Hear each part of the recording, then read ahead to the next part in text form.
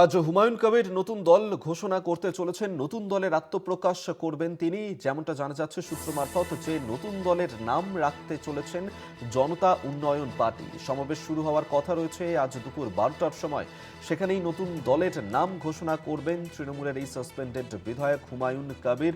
এবং সেখানে শেষ মুহূর্তের প্রস্তুতি এই মুহূর্তে চলছে। 4 লক্ষ মানুষের সমাগম হবে এই নতুন দলের সূচনার অনুষ্ঠানে, এমনটাই কিন্তু আশা করেছেন হুমায়ুন কবির। নতুন দলের নাম ঘোষণা করতে চলেছেন তিনি, তৃণমূলের এই সাসপেন্ডেড বিধায়ক। 26-এর নির্বাচনের আগে বঙ্গ রাজনীতিতে নতুন দলের সূচনা হুমায়ুন কবিরের।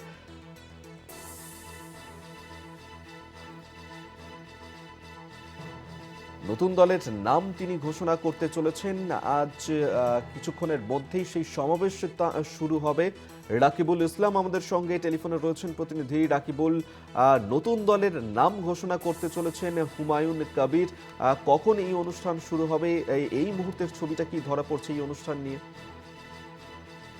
দেখো, পূর্ব ঘোষণা অনুযায়ী আজ বেলা 12টার সময় কিন্তু দলের নাম প্রকাশ করার কথা থাকলেও ইতিমধ্যেই কিন্তু প্রকাশ্যে এসেছে হুমায়ুনের নতুন দলের নাম। আর সেই দলের নাম কিন্তু জানা যাচ্ছে এখন পর্যন্ত সেটা হচ্ছে যে ইউপি, অর্থাৎ জনতা উন্নয়ন পার্টি। আর এই পার্টি দ্বারাই কিন্তু নতুন যে 2026 সেই নির্বাচনে লড়াই করবে হুমায়ুন কবির, এমনটাই কিন্তু জানা গিয়েছে। যদিও এই ক্ষেত্রে জানা যাচ্ছে যে আগে থেকেই তিনি বলেছিলেন যে জনতার স্বার্থে, মানুষের স্বার্থে কিন্তু একটি দলের নাম ঘোষণা করা হবে। আর সেই দলের নাম কিন্তু মানুষের নাম নিয়েই হবে। অর্থাৎ সেখানে কিন্তু স্পষ্ট বোঝা যাচ্ছে যে তিনি যে নামটা দিয়েছেন জনতা, অর্থাৎ মানুষ, এবং উন্নয়ন মানে মানুষের উন্নয়ন, এবং পার্টি মানে দল, অর্থাৎ সেখানে বোঝাই যাচ্ছে যে মানুষের স্বার্থে কিন্তু এই রকম একটি নাম তিনি কিন্তু পছন্দ করেছেন এবং সেই দলের নাম কিন্তু